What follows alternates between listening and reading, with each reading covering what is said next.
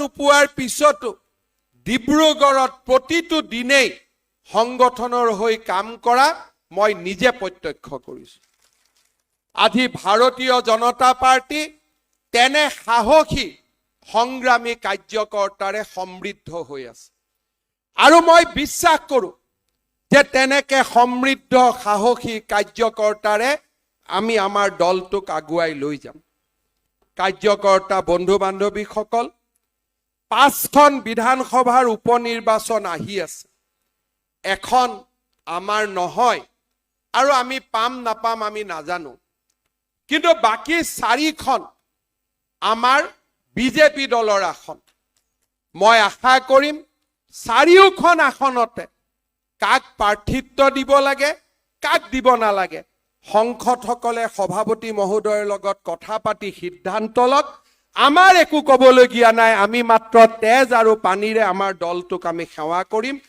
সংসদসকলৰ দায়িত্ব হ'ব যে যি ধৰণে কাৰ্যকৰ্তাসকলে আপোনালোকক সংসদ কৰিলে, আপোনালোকৰ ৰিক্ত আসনখনত আপোনালোকৰ ৰিক্ত আসনখনত একোজন বিধায়ক নিৰ্বাচিত কৰি লৈ যাওক।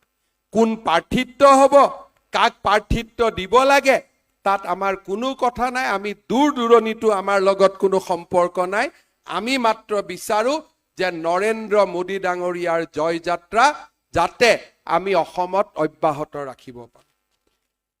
শ্ৰদ্ধাৰ কাৰ্যকৰ্তা বন্ধু বান্ধৱীসকল, আজি আমি এই কাৰ্যনিৰ্বাহকত মিলিত হৈছোঁ। আমি আমাৰ সময়ৰ প্ৰতি, আমাৰ কালখণ্ডৰ প্ৰতি আমি এক অন্তৰ্দৃষ্টি অনাৰ প্ৰয়োজনীয়তা আছে। যোৱা 3টা বছৰত আমাৰ ৰাজ্যখনৰ সমৃদ্ধিৰ বাবে আৰু আমাৰ ৰাজ্যখনৰ বিশেষ পৰিস্থিতিত আমাৰ হিন্দু সমাজৰ উৎকৰ্ষতাৰ বাবে